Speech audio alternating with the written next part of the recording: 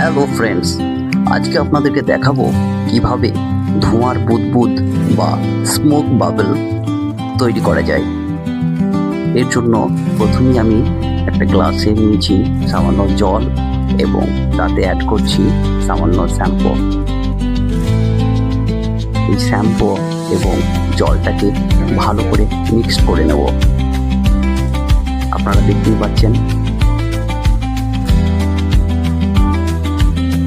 এই ধরনের বাবল আপনারা বাড়িতে তৈরি করতে পারবেন। এটা বাচ্চারা দেখে খুবই আনন্দ উপভোগ করে।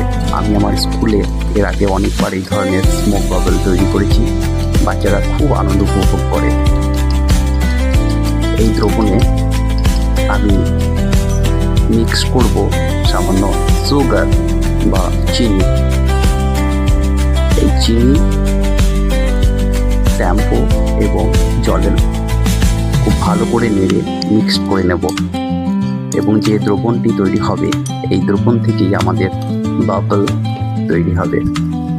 আপনারা দেখতে থাকুন। খুব ভালো করে নেড়ে চেড়ে মিশ্রণটি তৈরি করে নেব, দেখতে পাচ্ছেন। এরপরে এই দ্রবণটি সামান্য টেবিলের ওপর নিয়ে নেব।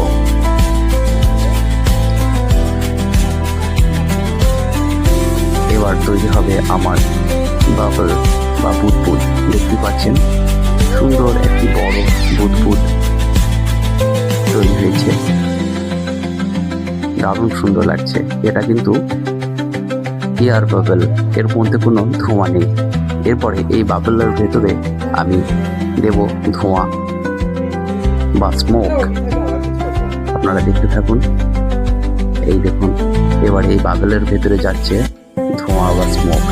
দেখুন দেখতে কতটা সুন্দর লাগছে, দেখে মনে হচ্ছে যেন একটা বরফের স্তূপ। দারুণ সুন্দর। এই বাবলের ভেতরে যে ধোঁয়া আছে সেটাও আপনাদেরকে আমি দেখাবো। দেখুন, বাবলটাকে ব্লাস্ট করব এবং তার ভেতর থেকে ধোঁয়া বের হয়ে আসবে। এই দেখুন, ওয়াও, ভীষণ সুন্দর। এই ধরনের ভিডিও আরও দেখতে হলে আমাকে ফলো করে রাখুন।